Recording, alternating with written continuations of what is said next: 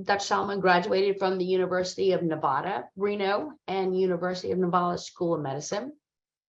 He completed his surgery and surgical critical care fellowship in New Orleans and also served as Dr. Norman McSwain's residency director there. He relocated to Atlanta, Georgia to begin a 16-year tenure as trauma critical care surgeon at Emory Hospital, based at Grady Memorial Hospital. While in Atlanta, he served as Atlanta police surgeon for 15 years, caring for police officers injured in the line of duty.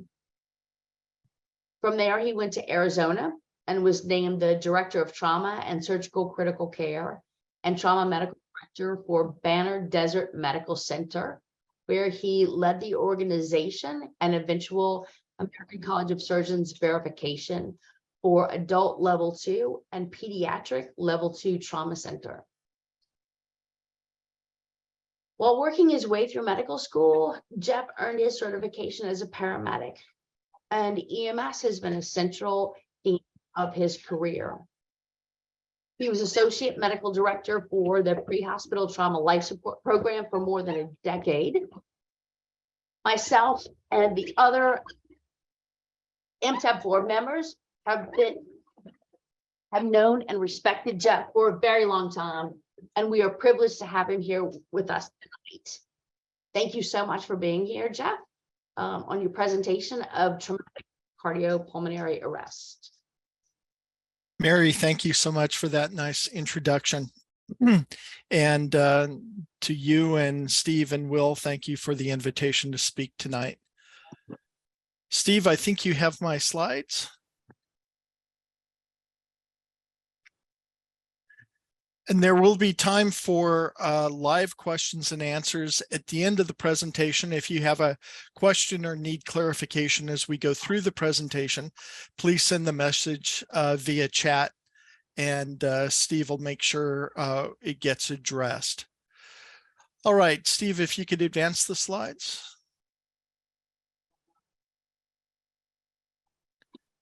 So there's always a disclosure slide. I have no financial disclosures, but one of the themes I want to emphasize tonight is that you need to follow your local protocols and online medical direction. And I'll circle back with this at the end of the presentation, but I think throughout the presentation, you'll see why I'm stressing that. All right, next. Traumatic cardiopulmonary arrest has a dismal prognosis. We know that MCA, or medical cardiac arrest, the published survival rates are between 5 and 10%. Some communities have up to 15 or so percent a discharge from the hospital of pre-hospital cardiac arrest. However, traumatic cardiac arrest is much, much worse. There's a National Trauma Data Bank analysis of 9 years of blunt and penetrating trauma victims arriving in the emergency department in cardiac arrest. And there were over 24,000 patients included, and almost 97% were pronounced dead on arrival. There were only 1% who made it through the ED long enough to be admitted to the hospital, so about 246. And only a third of those that were admitted to the hospital survived to discharge. So we're talking about a survival rate of something like 3 in 1,000 from traumatic cardiac arrest. There's no information on neurologic outcome for those patients, but you can see that, medical cardiac arrest is something like 20 times more survivable than traumatic cardiac arrest in the field. Next. So the pathophysiology of traumatic cardiopulmonary arrest differs significantly from the pathophysiology of medical cardiac arrest. And that is in the medical situation, there's usually a primary cardiac event. There's an arrhythmia, myocardial infarction that stimulates an arrhythmia leading to the cardiac arrest. And it's usually a sudden event. sudden death syndrome is what we're all taught. Whereas traumatic cardiopulmonary arrest many times occurs much more slowly.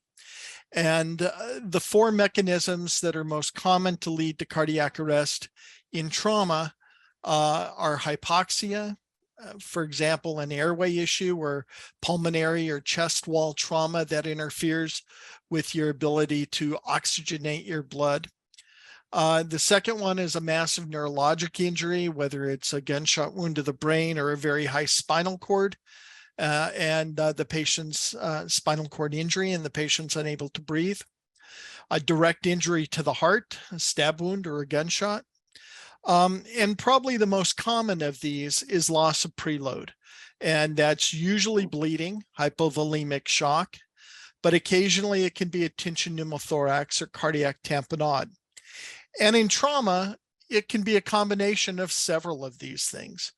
So as we go through this evening, just keep in mind that the pathophysiology is different compared to medical cardiac arrest. All right, next.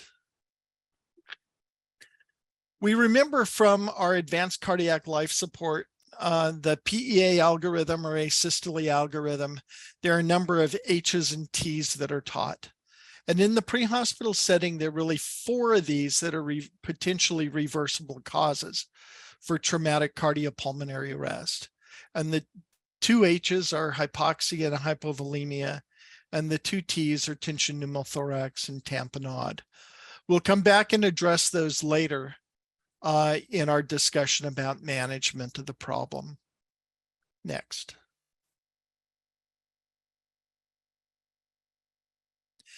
So in terms of presentation of the patient who's in traumatic cardiopulmonary arrest, the patient typically presents in either asystole or in pulseless electrical activity, PEA. I don't like to call PEA a rhythm because you typically have a cardiac rhythm with PEA, and PEA is more of a condition to me. You've got an electrical pattern, but you've got no circulation. You've got no pulse. And so I always stress with my PAs that we need to know, is it a bradycardic PA, or is it sinus tachycardia PA, or is it an agonal cardiac rhythm that's going on? So the rhythm can be many different things in pulseless electrical activity. Whereas in medical cardiac arrest, it's typically VFib or VTAC. And again, in recent years, the last decade or so, there's been a huge emphasis on two things in treating the out-of-hospital medical cardiac arrest, which has been shown to improve survival. And those two things are high-quality CPR with minimizing interruption. Back in the day, some of us trained, you used to demonstrate how much of a man you were by how long you could do CPR. And now it's just the opposite. You want to change people as quickly as possible so you can maintain high quality CPR through the resuscitation. The thing that's probably more important than that is rapid electrical defibrillation. So a medical cardiac arrest is typically VFib or VTAC if it's witnessed. And so immediate electrical intervention to try and reverse that process. Next.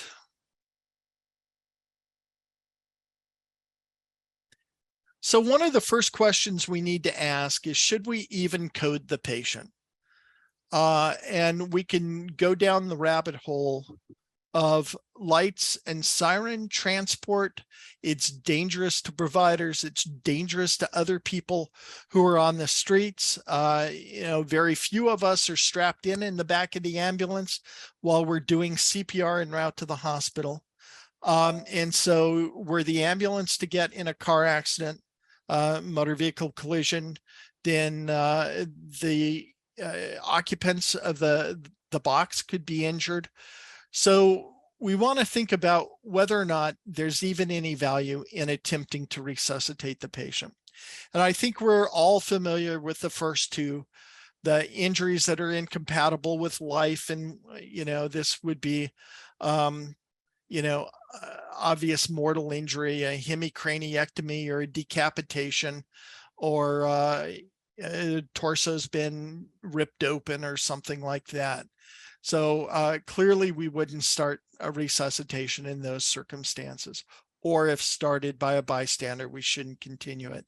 And then obvious prolonged cardiac arrest, patients who have evidence of dependent lividity or livor mortis, or even rigor mortis, we would not want to use CPR and resuscitative techniques. And there are national guidelines that have been published by the American College of Surgeons and the National Association of EMS Physicians that look at when to withhold CPR in traumatic cardiopulmonary arrest. And that's where I've pulled this information. So the first two apply for both adults and peds. The pediatric document was done by the American College of Surgeons Committee on Trauma in conjunction with NAEMSP and the American Academy of Pediatrics. So there are pediatricians participating as well. So with blunt trauma in adults, if the patient is apneic, pulseless, and has no organized rhythm, and there are a lot of patients who are victims of blunt trauma who are worked in this country today that meet that criteria, who probably shouldn't be worked. And this position statement has been out for more than a decade and has been slow to filter in. But you get to the scene of a car crash and your patient's not breathing, they have no pulse. First thing I'd do is slap EKG leads on, and if they don't have an organized rhythm, to me, an agonal idioventricular rhythm is not organized. Are they bradycardic? Do they have tachycardia and PEA? That may be workable, but if it's a systole or an agonal breathing and rhythm and they're apneic and pulseless, those patients are dead. There's no point in attempting resuscitation. Penetrating trauma has a slightly higher success rate if you can rapidly get the patient to a place where surgical intervention can be done. But that's typically penetrating trauma to the chest. If it's penetrating trauma to the abdomen, less likely to survive. If it's penetrating trauma to the extremities that led to exsanguination and the patient coded, those patients are extremely unlikely to survive. But we still think about an apneic pulseless patient. And for penetrating trauma, we talk about signs of life. Is there any spontaneous movement, pupillary response, or organized EKG activity? Very similar to the blunt trauma. And if the answer is they meet these criteria, they shouldn't be resuscitated. One of the reasons the criteria differentiate or differ a little bit between blunt and penetrating trauma is the evidence based upon which these recommendations are made. So some included signs of life and the blunt trauma did not. Moving on to the pediatric patients, everyone tends to give kids a little higher benefit of survival. We do a little bit more, try a little bit harder. But if there are no witness signs of life and CPR is not initiated with, I'm sorry, this should be a witnessed cardiac arrest. And if there are no signs of life and CPR is not initiated within 5 minutes of the arrest, or CPR is not initiated, then pediatric patients aren't viable either. So imagine now we've got a patient who doesn't meet any of these criteria, and we're now going to attempt resuscitation. Next. So where is we've talked about the pathophysiology of medical cardiac arrest and the emphasis on CPR and electrical defibrillation. The differences in pathophysiology lead to differences in management for traumatic cardiopulmonary arrest. And I'm going to walk through a number of these. Next slide. So with traumatic cardiac arrest, it's usually a slower decline than a R-on-T syndrome or the patient going into an abrupt VFib arrest. And as the patient's bleeding out, as the patient's becoming more and more hypoxic, the sympathetic nervous system is activated, epinephrine's released, and at the time of the arrest, these patients are typically significantly vasoconstricted from their own inherent release of epinephrine. And there's a large question about whether any additional epinephrine may be of any benefit at all. Next slide. So not only is there a question of whether epinephrine may be of benefit, there's actually data that shows that in traumatic cardiopulmonary arrest, administration of epinephrine can be harmful.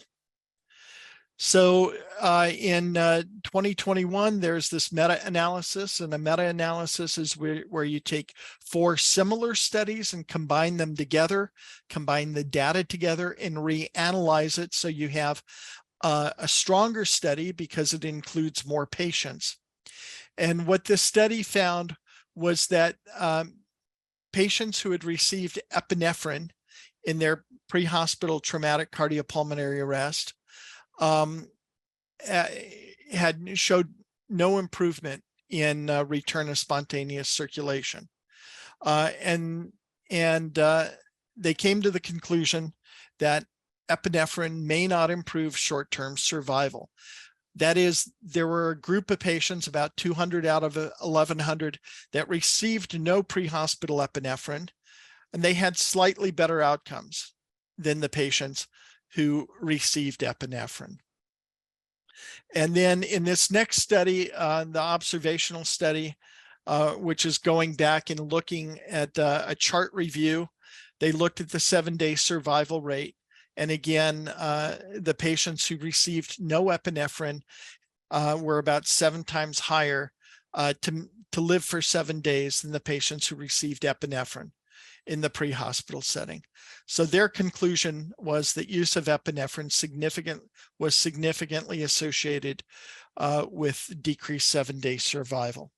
And I know that the EMS committee of the Committee on Trauma has been looking at this as well. A number of centers had pooled their data, and the data is being analyzed.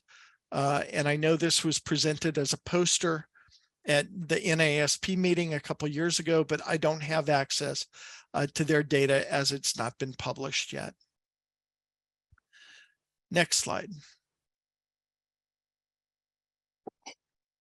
So just as a summary of that is that the role of epinephrine in traumatic cardiac arrest is questionable at best and possibly harmful.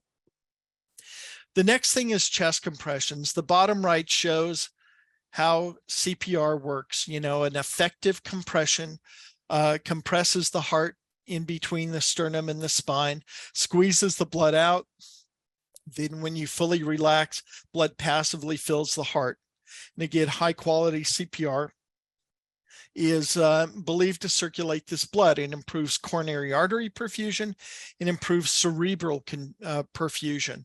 And so the two things you're hoping, hoping the brain survives while you are trying to get the heart started again. In traumatic cardiac arrest, you can imagine that if a person's lost 40 or 50% of their blood volume before they coded, this is going to be completely ineffective. CPR is of no use. And there's an animal model that was published of hemorrhage-induced traumatic cardiopulmonary arrest. And it showed that the animals that got chest compressions before they were attempted resuscitation did worse than animals that did not get chest compressions. And then there's another study that's been published that found 100% mortality in patients who received chest compressions versus 94% mortality in those who didn't. And there are places in this country, one of the places that stands out to me is Philadelphia's published a lot about their penetrating trauma. And when a police officer gets on scene, finds a victim who is in extremis, rather than waiting for EMS arrival, they've thrown the patient in the police squad car and taken them to the closest trauma center. So they're really not getting care during transport. And that would be a place where this sort of result comes, that the patient's not getting compressions during transport and yet goes in, gets a thoracotomy, and has a better outcome than somebody who's gotten chest compressions. So why chest compressions may not be helpful? The next slide looks at that. So as I've mentioned, chest compressions can be ineffective with marked hypovolemia. And as I mentioned, hypovolemia is probably the most common issue leading to traumatic cardiac arrest. There's the theoretic issue of chest compressions worsening thoracic trauma. Clearly, if there are rib fractures, broken ribs can puncture the lungs, cause more bleeding. Potentially, even in medical cardiac arrests, there's stories of a fractured sternum lacerating the right ventricle of the heart and things like this. And then one of the other thoughts here is that if you're so focused on doing chest compressions, it may distract you away from some of the more effective strategies. So the next slide begins to look at those. So is there one before that, Steve? Did that jump to? Oh, no, I'm sorry. The fluid resuscitation. So in recent years, even with, I remember back to our 6th and 7th editions of the pre-hospital trauma life support textbook, this was early data from the Iraq War. We were looking a lot at the role of crystalloid. And in the last 10 to 15 years, there's been a significant trend towards using less crystalloid in the field. The pop the clot concept, that if you take a hypovolemic patient, raise the blood pressure, they can start bleeding again. And in experimental animals, those animals have a lower survival rate. So that led to the concept of balanced resuscitation, providing some fluid to maintain perfusion. You know, a mean arterial pressure is 60 to 65, but not restoring normal blood pressure. Even more recently, there's been this concept of damage control resuscitation. And damage control resuscitation is focusing more on blood administration rather than crystalloid. And there's a lot of data that suggests that crystalloid may be harmful. Both lactated ringers and normal saline may be harmful for trauma patients. So we'll come back and address that in just a few slides. Next. So one of the most important things, if you're going to work this traumatic cardiac arrest, is getting this patient en route to the closest appropriate facility. And by appropriate, we're talking about the highest level trauma center you can get to.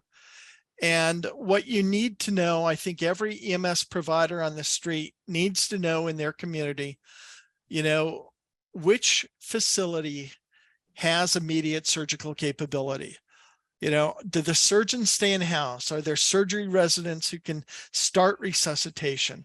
Because trauma is a surgical disease. And for these patients to survive, they need emergent surgical intervention to make the right decisions. So getting the patients en route to the hospital.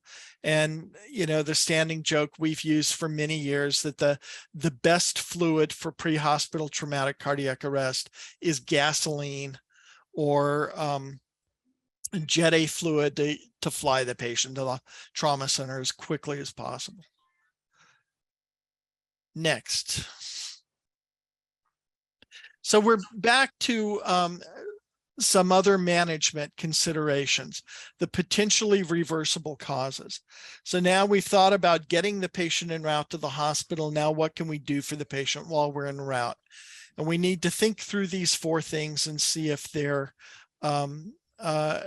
they apply to this particular patient. So next slide. So the first is treating hypoxia. And over the years, I've become less and less a believer in endotracheal intubation for trauma patients. I believe whatever way you can secure an airway as quick as possible, and that would be a supraglottic airway.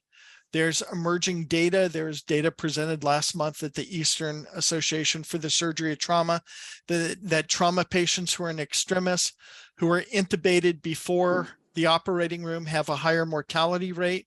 So again, that's something we always empirically thought, and I was trained this under Dr. McSwain at Charity, would, get the patient to the operating room. We continued this at Grady, and then induce the patient when the patient's prepped and you're ready, intubate the patient and slice them with the scalpel so you can get in and get to bleeding.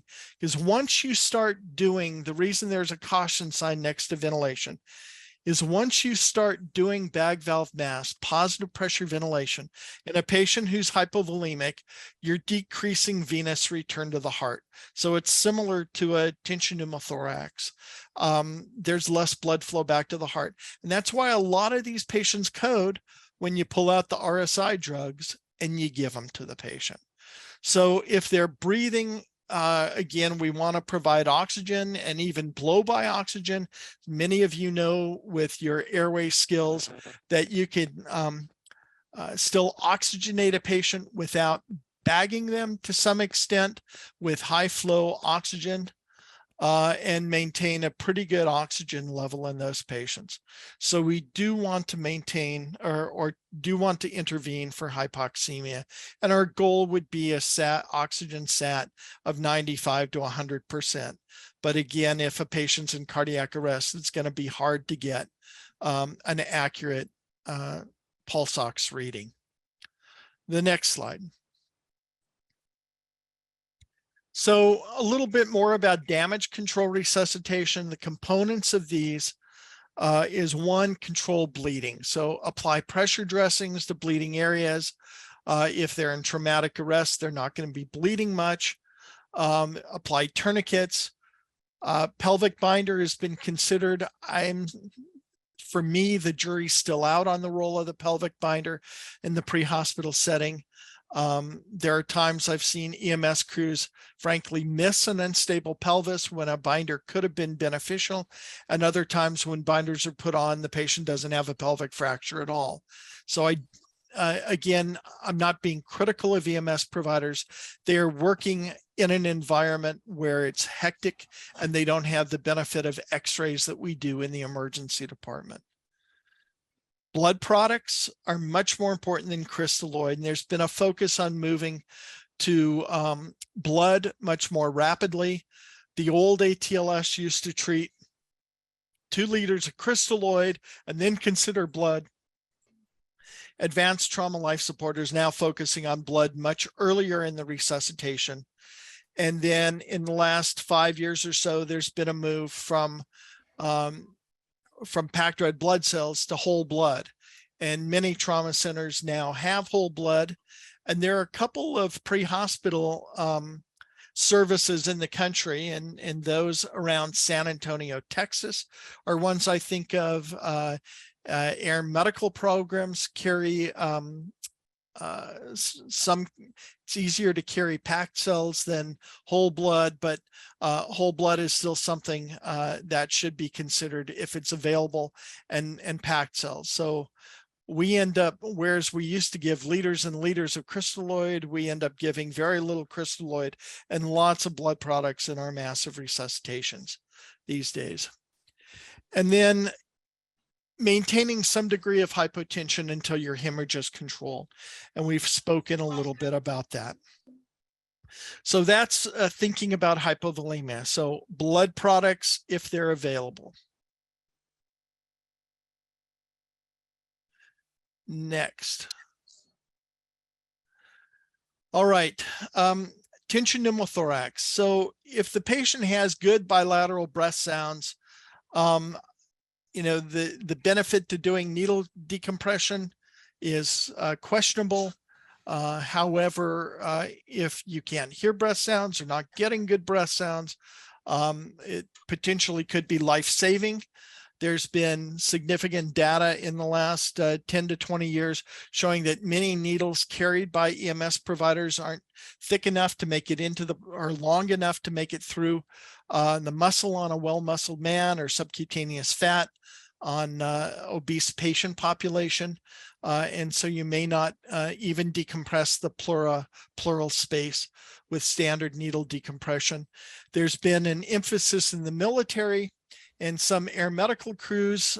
This concept of a finger thoracostomy was first developed in the London pre-hospital setting, but their physician-staffed ambulances in London. And rather than putting a chest tube in, there's an incision that's made and blunt dissection into the pleural cavity just to release the pressure. There's no foreign body, no chest tube that's put in. The tube is not nearly as important as releasing that pressure. And so there's some data to suggest that the finger thoracostomy is more effective and as safe as needle decompression. But I think there's more study. There are a number of trauma surgeons who I think are critics of this, and then there are a number of people who are supportive of this concept. The next one, tamponade, is also controversial. In the most recent version of the Advanced Trauma Life Support, they really de-emphasize the role of pericardiocentesis for physicians in the emergency department, and emphasize that definitive care for cardiac tamponade is performed by a surgeon through a thoracotomy. So opening up the chest, and again, most of the time this is an injury to the heart that's causing the blood around the pericardial sac and impairing the heart's pumping activity. And so a rapid thoracotomy would be appropriate. But if in the EMS setting, you are credentialed to do pericardiocentesis, making the diagnosis in traumatic arrest is very difficult. Blindly sticking a needle towards the heart, when you aspirate blood, you're never really sure whether you're in the pericardium or whether you're in the ventricle of the heart. And so, for a patient who's in cardiac arrest, it's unlikely to significantly injure them, and it potentially could be life-saving. So that's something to consider.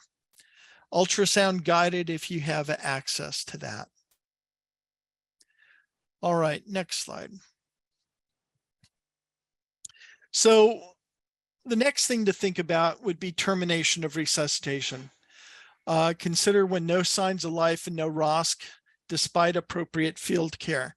Now, earlier I emphasized the role of rapid transport, so you shouldn't be spending 15 minutes at the scene doing a resuscitation of a patient with a traumatic cardiopulmonary arrest. But imagine a patient who's partially trapped and you're able to start resuscitation, but by the time you get the patient released, you've got no response for 15 minutes of resuscitation. That would be a patient I would think about not continuing a resuscitation on. And depending upon your protocols, this may require physician oversight. Again, saving the risk of a lights and siren transport with a potential motor vehicle collision. All right, next slide, Steve. I want to acknowledge this presentation was based upon a paper that Brian Bledsoe asked me to collaborate with him on, published in JIMS a month ago. If you go to jims.com and then search traumatic cardiopulmonary arrest, this is the second document that comes up. The studies that I've spoken about in this presentation come from, they're included in the bibliography to this article. So thank you to Brian for being a thought leader for many years in EMS. Some of you may have used his textbook. And again, a lot of this was his ideas of helping to pull this together, and then me pulling the surgical side of things in. So one thing I did want to spend a minute talking about would be exceptions to what I've just gone through talking about. To me, I can think of two situations where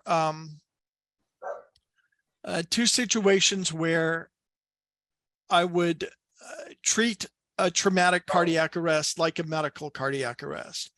And one would be where you think the inciting etiology is really a medical cardiac arrest. That is, you arrive on scene, it's a middle-aged elderly patient.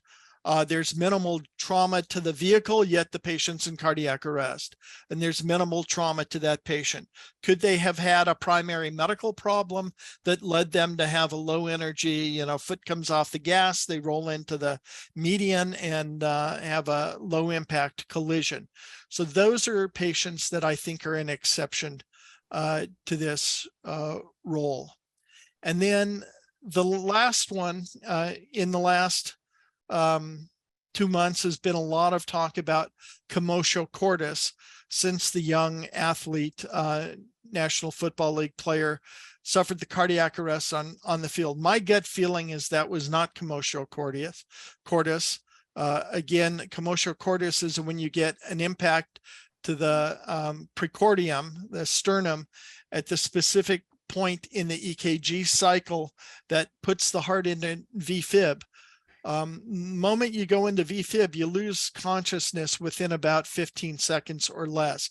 And so the video showed this guy being hit and then getting up and then collapsing. So my gut feeling, and several other people I've talked with, is that it was not the result of commotio cordis. But if you have the history of somebody who is struck in the heart, collapses, and CPR started, those would be patients you would treat as a medical cardiac arrest as well. All right, the next slide, Steve. So I again wanted to throw this up because I didn't want you to roll into your next, bring your next traumatic cardiac arrest patient in with, the smart trauma nurse asking you, how much epinephrine did you give? And you said, none.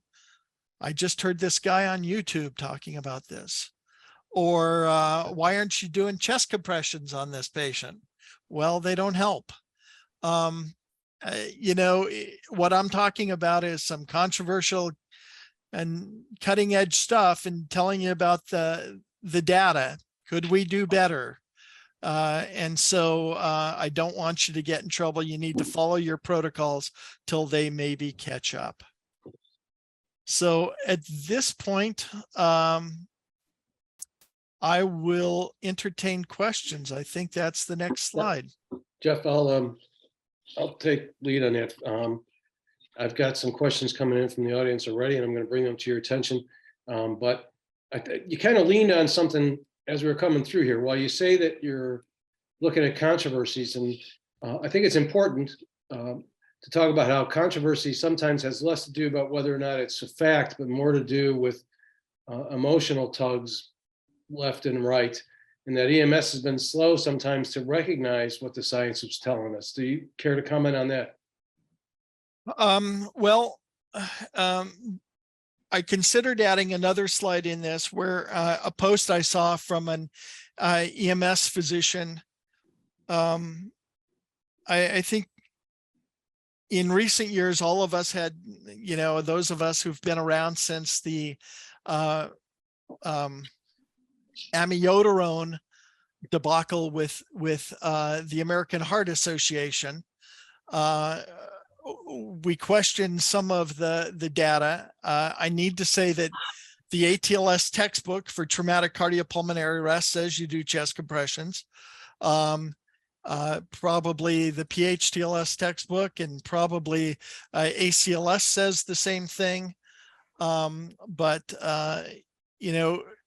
It takes basic science. People would say, well, it's unethical to withhold epinephrine and to do a study. Well, we've got some pretty good data now that raises the scientific question when it begins to not just not help, but actually potentially harm a patient, then that really does raise the question about whether it is ethical or unethical to withhold epinephrine. It may be more ethical to withhold the epinephrine if it's causing harm. So that's a long-winded response, Will, for your question. And that is, it takes time. I think you need to see the science, and then the thought leaders need to begin, it takes people to challenge the status quo. And sometimes the sacred cows make the sweetest burgers, they say. Jeff, I think was an excellent response. And I think it's important that all of these conversations are not meant to slam people back and forth. It's just like, can we look at this together and figure out what the best way to do things are? I'm going to give you some of the questions from the field here too, and people keep putting them up, and I'm going to bring them to Dr. Salomone. One of the questions was, Jeff, does the presence of an ET tube make any difference in whether or not you're deciding to resuscitate or not, or to call it? For me, it wouldn't. I don't think it would make any difference to me. Again, as my years have gone by, American Heart has de-emphasized the role of advanced airway protection in medical cardiac arrest, and I think its role in traumatic cardiac arrest is questionable. Again, anything that delays time at the scene or increases time at the scene and delays transport to a surgeon in the trauma center, to me, is something that potentially affects outcome. I think that's an important point you're making, Jeff, because when you made that point about the numbers being so bad for intubated patients, it kind of begs the question, is it because we're taking too much time? And I think that's an important consideration. Right. Another question. And just on that point, Will, if people want to think about this, a number of years ago, I know the PH-TLS people know this, but the rest of you may not be aware of this study. A number of years back, LA County USC Hospital realized that 18% of their patients were arriving in the emergency department by private EMS or private car and not by ambulance. The taxi cab study. So they actually thought this was a public health problem. We need to educate our public to call 911 and get an ambulance to the scene so their care is provided en route to the hospital. So they said, well, before we start this public education campaign, being good academic trauma surgeons, we should have some data. And so they looked back at the last couple of years of outcome of trauma patients transported. This was not traumatic arrest. It was all trauma patients transported to their trauma center. And those that were transported by private vehicle had a higher survival rate than those that were transported by the LA City Fire Department EMS program. And then when you dug into that, you found out that LA City was spending 25 to 30 minutes on scene with these trauma patients.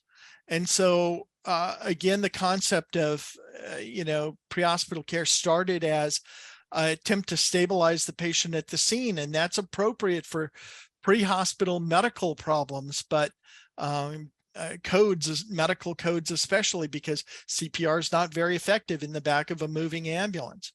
But here patients were doing worse. So then they did a whole lot of education for their EMS crews.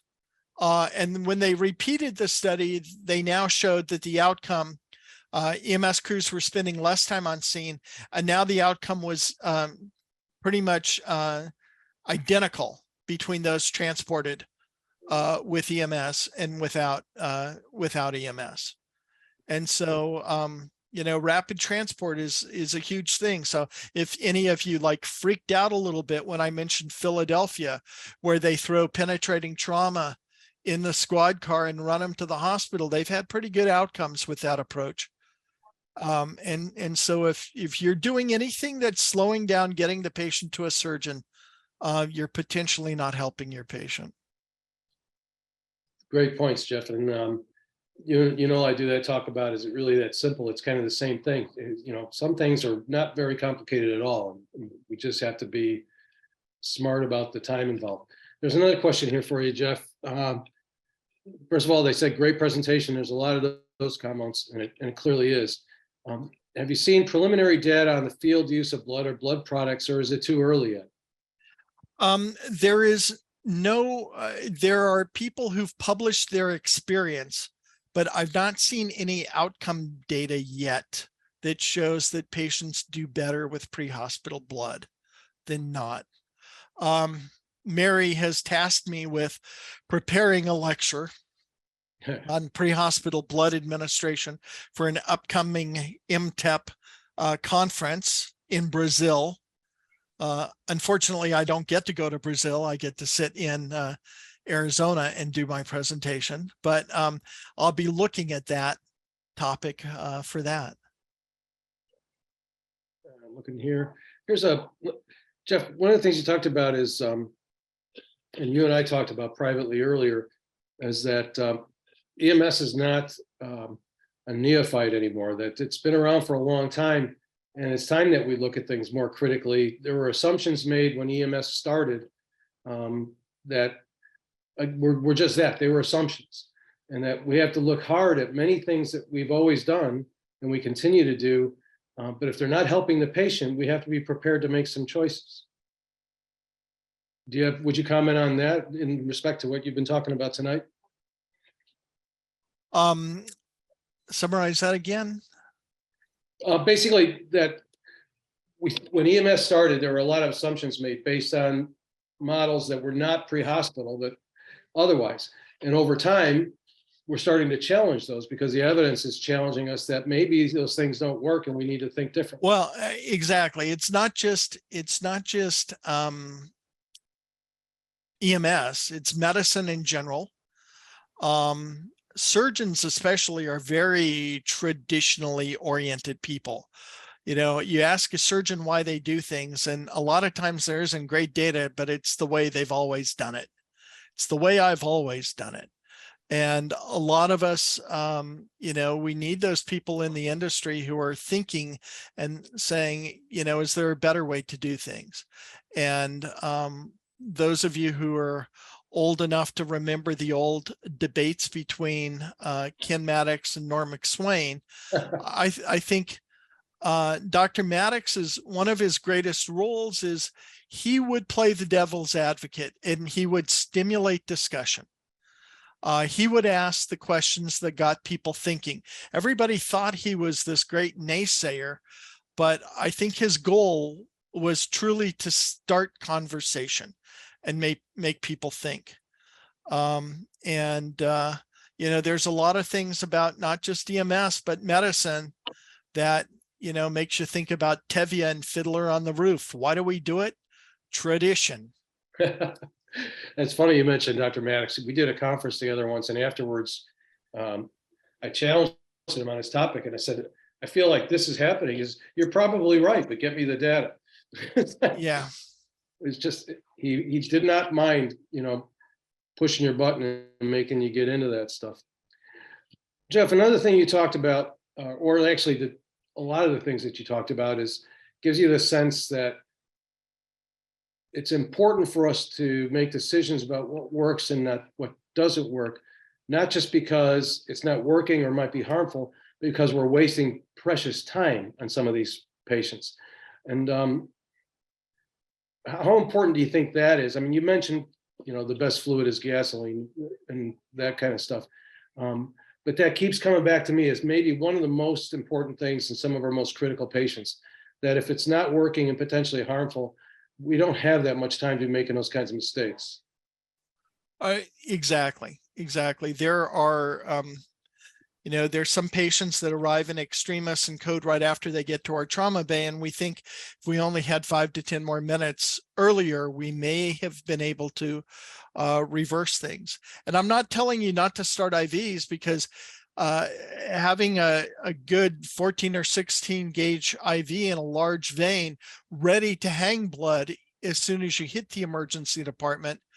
If you're able to get an IV established in the pre-hospital setting, that saves time in the ED where you have blood. So there is some opportunity there. One comment up from Dave Pecora put up 911 study. I'm not sure what his point was, but you might understand what he's talking about. I'm not certain. I saw that. I don't know if he was asking for a reference or what he was getting at there. Okay. Will, if I can jump in just for a second in there, and Dr. Salomone, you were talking about working with your services medical director and doing protocols. One of the things that I would direct them to help them is the National Model EMS Clinical Guidelines has some model language, everything they use for protocol development for resuscitation for both traumatic cardiac arrest and medical cardiac arrest, and when to stop resuscitation. That's in the 2022 version of the National EMS Clinical Guidelines. It can help them, which is a summary of what you talked about from the NAMSP and ACEP papers. Right. Excellent. Oh, Dave's just mentioned it was the title of the MADIC studies.